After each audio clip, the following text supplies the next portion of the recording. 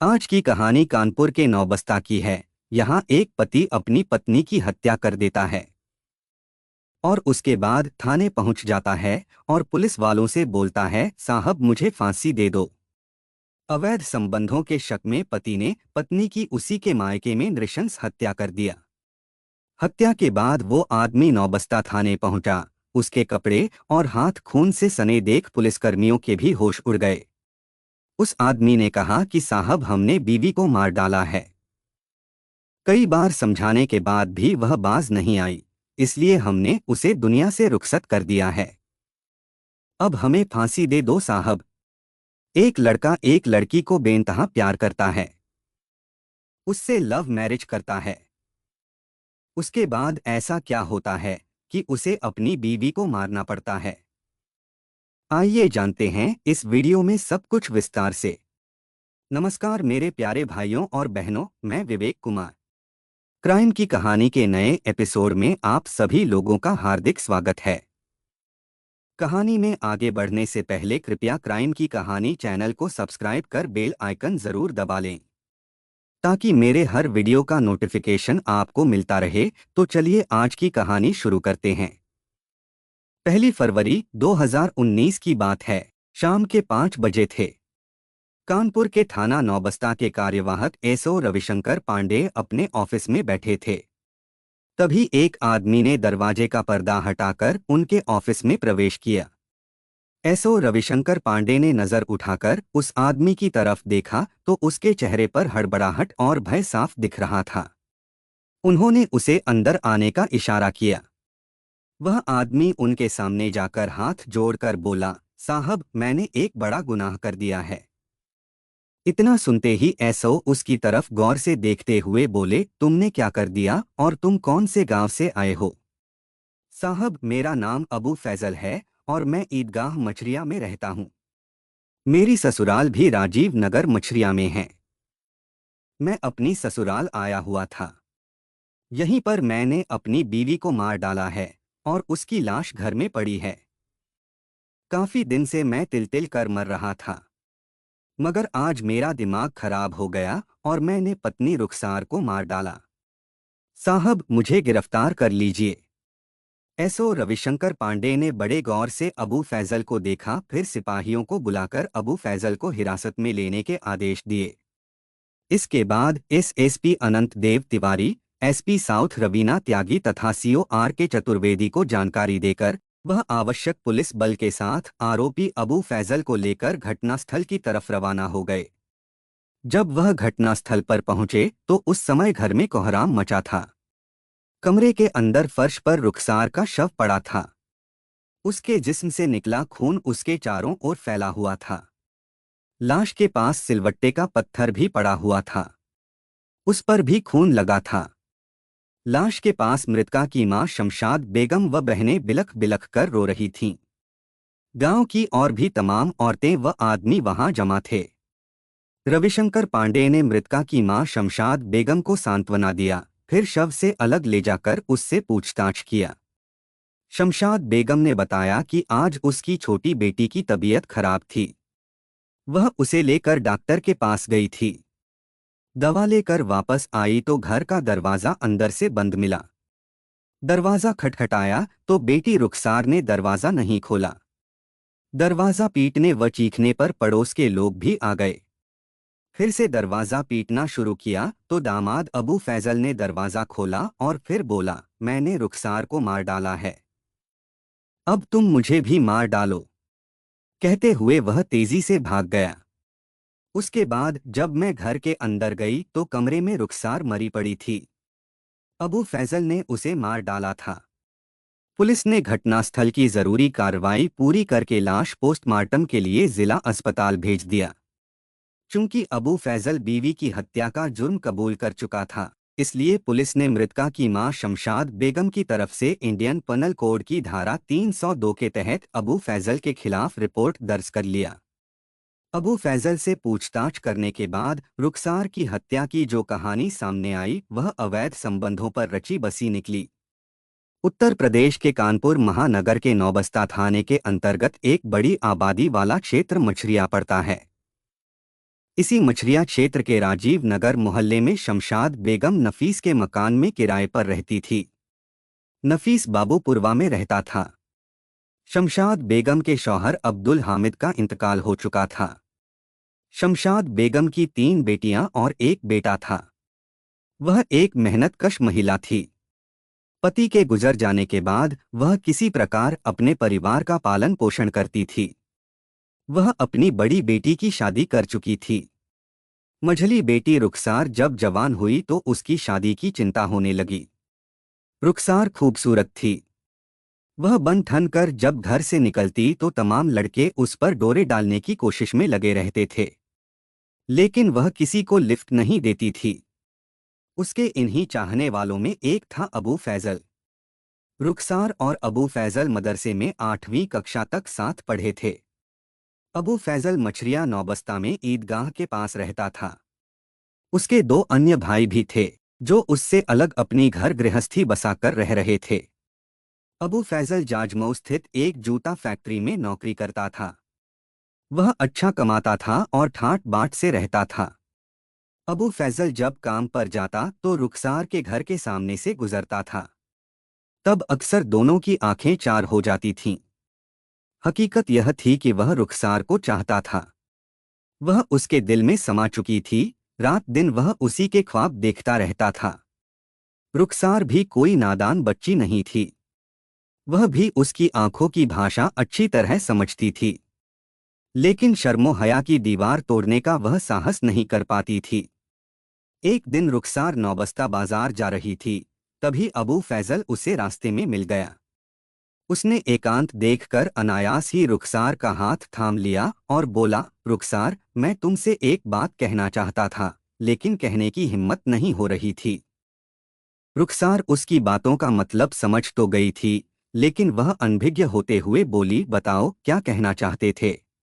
रुखसार, बात यह है कि मैं तुम्हें प्यार करता हूँ। दिलो जान से चाहता हूँ मैं तुम्हें। एक ही सांस में अबू फैजल ने बात कह दिया। रुखसार नजरें नीचे किए मंद मंद मुस्कराने लगी। यह देखकर अबू फैजल समझ गया कि रुखसार ने उसकी मोहब्बत कबूल कर ली है। वह बहुत खुश हुआ। उचित मौका देखकर अबू फैजल रुखसार को कुछ दूरी पर स्थित अंबेडकर पार्क में ले गया। वहां एकांत में उसने रुखसार से कहा, रुखसार, वादा करता हूं कि मैं तुम्हें हर तरह से खुश रखने की कोशिश करूंगा और ताउम्र तुम्हारा साथ निभाऊंगा। रुखसार ने आंखें फाड़कर अबू फैजल को देखा और मुस्कराते हुए बोली, फैजल, आज तुम यह कैसी बहकी बहकी बातें कर रहे हो। बीच रास्ते में इस तरह किसी लड़की का हाथ पकड़ना और एकांत में पार्क लाना अच्छे लोगों का काम नहीं है। भला ऐसे लड़के से कौन लड़की मोहब्बत करेगी। रुखसार सिर्फ दिखावे के लिए ऐसा कह रही थी। यह बात अबू फैजल उसकी मुस्कराहट से जान गया था। उसका आत्मविश्वास बढ़ा तो उसने आगे बढ़कर रुखसार को अपनी बाहों में समेट लिया। तभी रुखसार बोली, फैजल, मुझे डर लग रहा है। कैसा डर। रुखसार ने अपनी शंका जाहिर किया, यही कि तुम मुझे मंझधार में तो नहीं छोड़ दोगे। यदि ऐसा हुआ तो मैं जीते जी मर जाऊंगी। अबू फैजल ने विश्वास दिलाया, यह तुम कैसी बातें कर रही हो।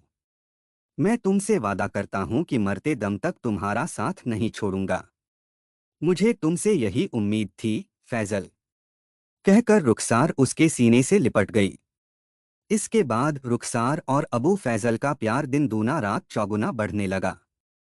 दोनों के प्यार की भनक जब शमशाद बेगम को लगी तो उसे अपने पैरों तले से जमीन खिसकती नजर आई। उसने बेटी को डांटा, फटकारा और उसके प्यार पर पहरा बैठा दिया, पर रुखसार नहीं मानी।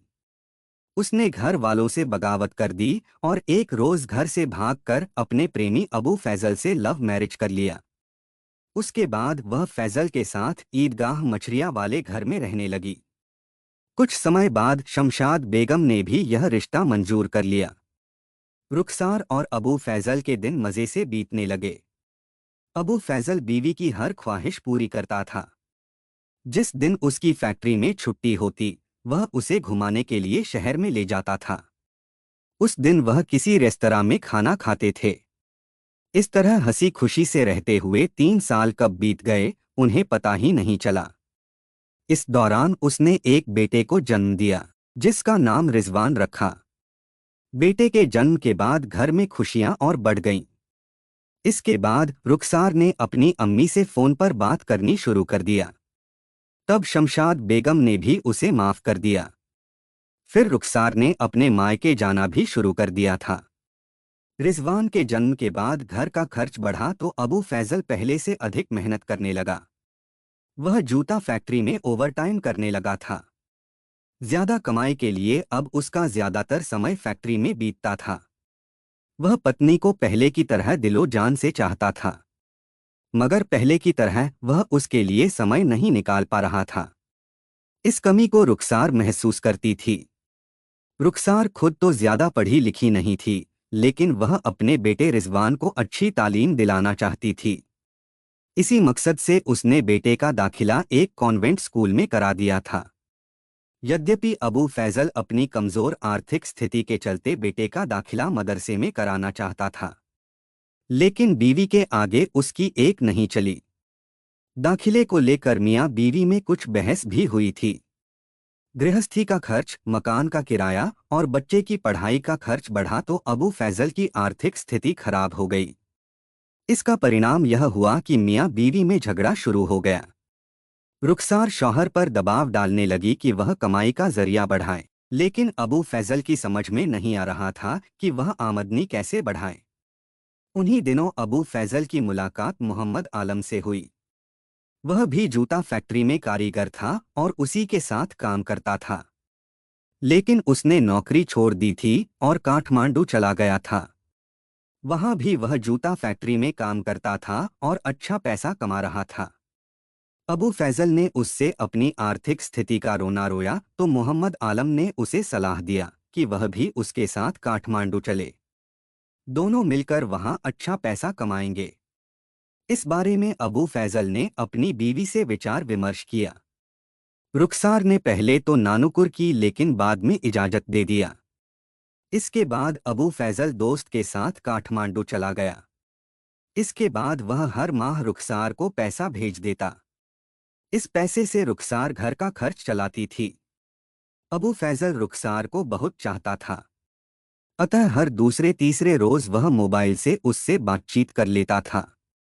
रिजवान भी अपने अब्बू से फोन पर बतिया लेता था और जल्दी वापस आने की जिद करता था। अबू फैजल के काठमांडू जाने के बाद रुखसार को उसकी याद सताने लगी। उसका दिन तो जैसे तैसे कट जाता था, लेकिन रातें काटे नहीं कटती थीं। रात भर वह करवटें बदलती रहती थी। पति के सान्निध्य के लिए वह अब बेचैन रहने लगी थी। उस दौरान उसकी नजरें किसी ऐसे मर्द को तलाशने लगीं जो उसे शारीरिक सुख के साथ उसकी आर्थिक मदद भी कर सके। एक रोज रुखसार गल्ला मंडी में घरेलू सामान खरीदने गई तो उसकी मुलाकात शाहरुख नाम के युवक से हुई। पहली ही नजर में दोनों एक दूसरे के प्रति आकर्षित हुए। दोनों में कुछ औपचारिक बातें हुईं। उसी दौरान उन्होंने एक दूसरे को अपने मोबाइल नंबर दे दिए। इसके बाद दोनों में मोबाइल पर हंसी मजाक और बातचीत होने लगी। रात की तन्हाइयों में रुखसार शाहरुख से घंटों तक बतियाती थी। 25 वर्षीय अविवाहित शाहरुख नौबस्ता में रहता था और गल्ला मंडी में काम करता था। 3 भाई बहनों में वह सबसे बड़ा था, लेकिन उसकी अपने परिवार वालों से पटती नहीं थी, इसलिए वह परिवार से अलग रहता था। वह जो कमाता था अपने ऊपर ही खर्च करता था। वह उससे नज़दीकियां बढ़ाने और अपना बनाने के लिए प्रयत्न करने लगा। शाहरुख को पता चल गया था कि उसका शौहर नेपाल में काम करता है, इसलिए अब वह रुखसार के घर जाने लगा। रुखसार और उसके बेटे रिजवान के लिए वह खाने पीने का सामान ले जाता था। वह कभी कभी आइसक्रीम खिलाने के बहाने रिजवान को बाहर भी ले जाता था। घर आते जाते शाहरुख और रुखसार की नज़दीकियां बढ़ी तो दोनों एक दूसरे का सान्निध्य पाने के लिए बेचैन रहने लगे। आग और घी पास हो तो घी पिघल ही जाता है। शाहरुख और रुखसार की निकटता भी कुछ ऐसा ही रंग लाई। फिर एक दिन दोनों के बीच शारीरिक संबंध भी बन गए। नाजायज रिश्ता एक बार कायम हुआ, फिर तो इसका सिलसिला ही चल पड़ा। जब भी मौका मिलता शाहरुख रुखसार के यहाँ चला जाता और उसके बच्चे रिजवान को पैसे देकर बाहर भेज देता। फिर दोनों देह की दरिया में गोते लगाने लगते थे।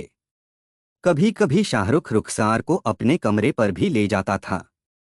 शाहरुख अब अपनी सारी कमाई रुखसार पर खर्च करने लगा था। लेकिन शाहरुख और रुखसार के नाजायज संबंध ज्यादा दिनों तक पास पड़ोस में रहने वाले लोगों से छिपे नहीं रहे। लोग उन्हें शक की निगाह से देखने लगे थे। लगभग साल भर बाद अबू फैजल काठमांडू से वापस घर आया तो पड़ोसियों ने शाहरुख और रुखसार की शिकायत उससे की तो उसका माथा ठनक गया। उसने इस बारे में पत्नी से बात किया। उसने सकुचाते हुए कहा, रुखसार एक बात पूछूं? वह बोली, एक नहीं, चार पूछो। मुझे तुम्हारे और किसी अजनबी के बारे में जो बातें सुनने को मिली हैं, क्या वह सच हैं? वह बोली, क्या बात?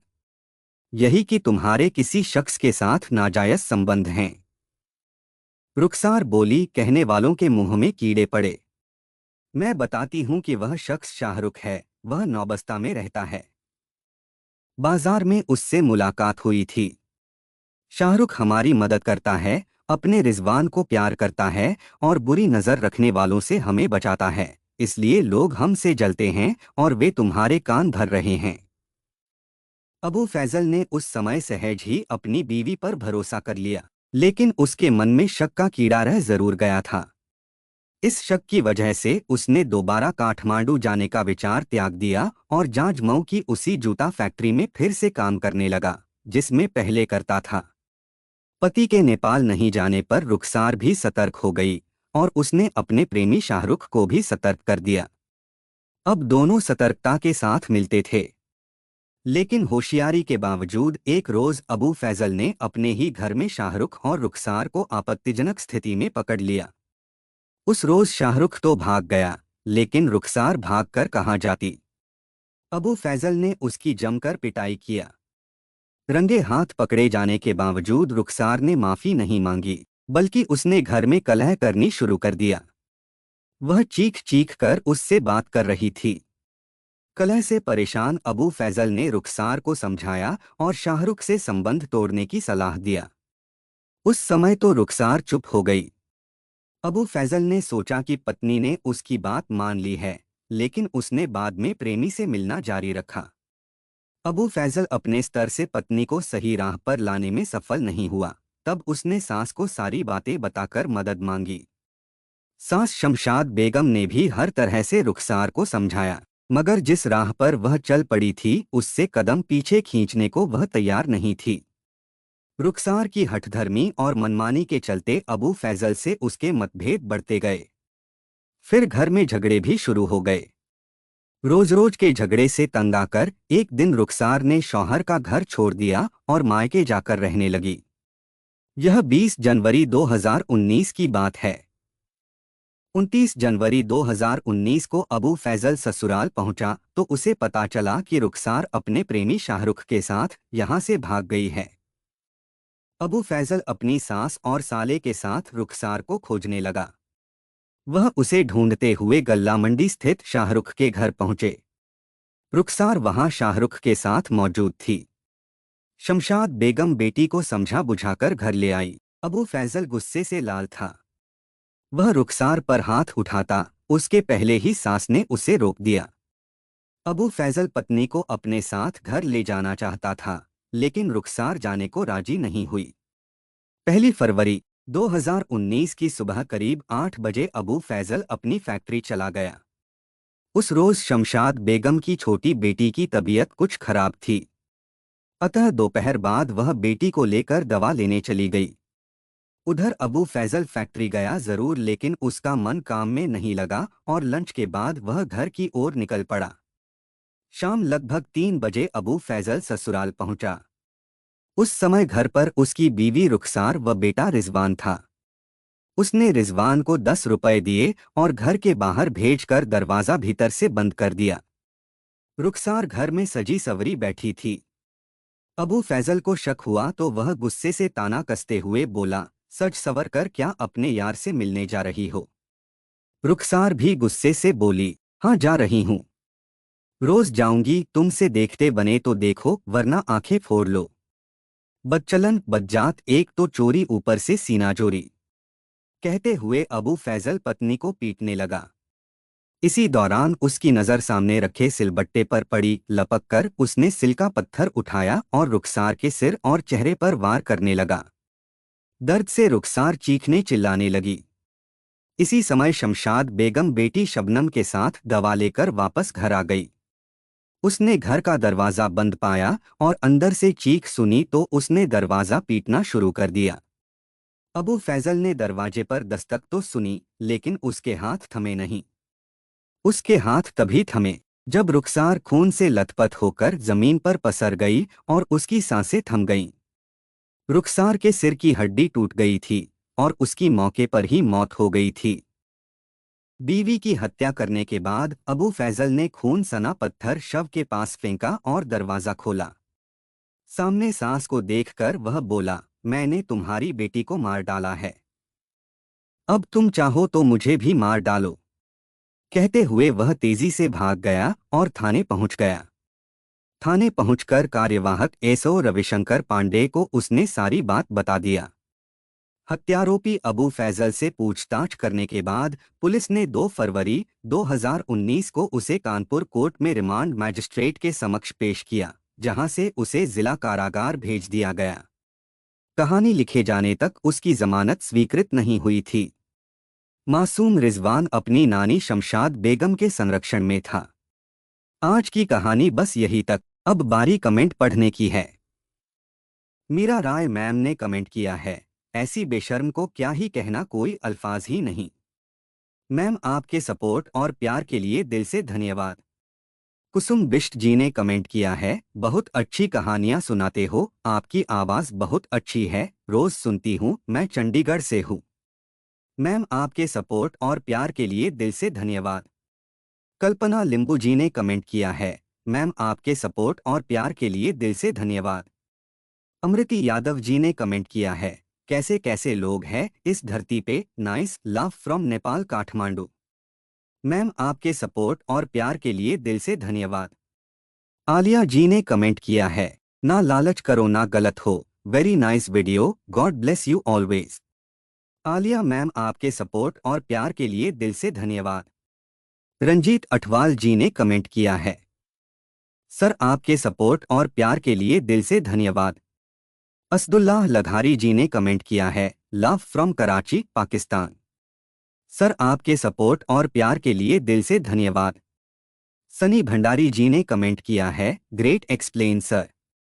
सर आपके सपोर्ट और प्यार के लिए दिल से धन्यवाद। वैभव शर्मा जी ने कमेंट किया है, सर मैं आपकी वीडियोज को बहुत पसंद करता हूं। उत्तर प्रदेश गोरखपुर का रहने वाला हूं। भाई आपके सपोर्ट और प्यार के लिए दिल से धन्यवाद। भाई मैं भी गोरखपुर का ही रहने वाला हूं और सेंट एंड्रयूज कॉलेज गोरखपुर से ही मैंने अपना ग्रेजुएशन किया है। कंचन पटेल जी ने कमेंट किया है, मैम आपके सपोर्ट और प्यार के लिए दिल से धन्यवाद। जफर खान सर ने कमेंट किया है, good to see bro you are growing but slowly slowly, hope one day you will get 1 million 2 million 3 million and so on but want your subscribers two million by end of 2024। Wake up India, regards this hard working man. Sir आपके support और प्यार के लिए दिल से धन्यवाद। Sir जब भी आपका कमेंट आता है दिल खुश हो जाता है। सिमरन सावी जी ने कमेंट किया है, लालचपन कब खत्म होगा, वाकई लालच क्या कुछ करवा सकता है। मैम आपके सपोर्ट और प्यार के लिए दिल से धन्यवाद। यंकु शेरपा जी ने कमेंट किया है, लव फ्रॉम सिक्किम। शेरपा जी आपके सपोर्ट और प्यार के लिए दिल से धन्यवाद। रोशनी पटेल मैम ने कमेंट किया है, डॉक्टर और इंजीनियर होने के बावजूद पैसा कम पड़ता है, अब क्या ऊपर या जेल लेके जाएंगे। मैम आपके सपोर्ट और प्यार के लिए दिल से धन्यवाद। पता नहीं ऐसे लोगों का लालच कब खत्म होगा, नहीं शांति से रहते हैं और ना दूसरों को रहने देते हैं। मैम आपके सपोर्ट और प्यार के लिए दिल से धन्यवाद। नेल्सो नाम की आईडी से कमेंट आया है, लड़कियां जब ना बोलते हैं तो ना ही होते हैं। प्यार नहीं था, उनके प्यार होते तो उस लड़की की खुशी में आपको खुशी होती। आपके सपोर्ट और प्यार के लिए दिल से धन्यवाद। हॉन्टिंग आर्या नाम की आईडी से कमेंट आया है। यह कहानी सभी को सचेत रहने की प्रेरणा देती है। आपको ऐसी प्रेरक सच्ची कहानी को बताने के लिए आपको तहे दिल से बहुत बहुत धन्यवाद, साधुवाद और आभार।